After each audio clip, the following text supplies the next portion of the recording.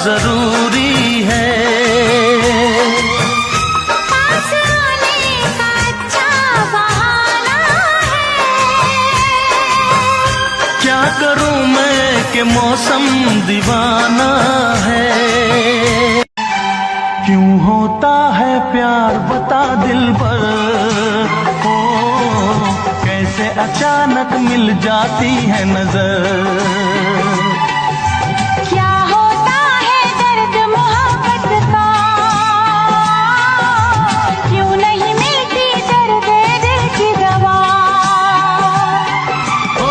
नजराना है ये कैसा अफसाना है ये इतना बता दे त्यसैलाई नियुक्ति गरे तपाईको के सेवा अहिले म त गरिसके नमाज गर्न तपाईको 1850 तपाईको 1848 बढेको तपाईको तपाईले हिजो गर्ने काकाले फेरि बढ्यो तलब पनि नहाल्दिकिन निकाल्नु बढ्यो तलब पनि नहाल्दिकिन बढ्यो तलब पनि नहाल्दिकिन बढ्यो तलब नदिनु मसङ्कामा निस्क्यो भने त दिन्छन् निस्कन मसङ्कामा त मसङ्का निकाल्नु फेक न्युज हो के त्यस्तो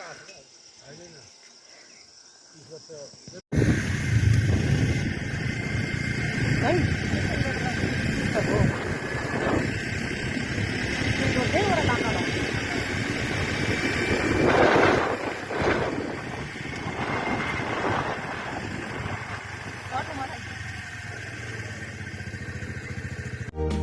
त्यो मनसँग मनैले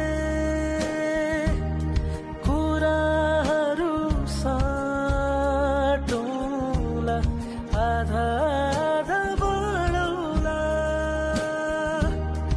आधा आधा। कति सुन्दर कुरा छ। आफ्नो मनलाई मन्दिर जस्तै पवित्र बनाइयो भने भगवान आएर बस्नुहुन्छ रे। सकेसम्म अरूको मन नदुखाए, अरूलाई हानि नपुर्याए, आफ्नो कर्मले अरूलाई दुःख दिने काम नगरे अनि अरूको भलो चिताए मात्र पनि आफ्नो मन पनि पवित्र हुने र भगवानको वास पनि हुने।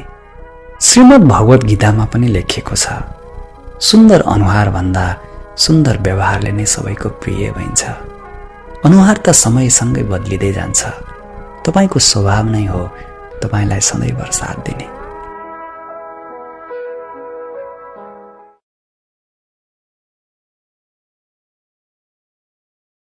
ढेकी जातो गरेर खाकालाई के मन पर्ला सहाय परे आँखालाई तिमीले हुन्छ भन सानो म छ मन्जुर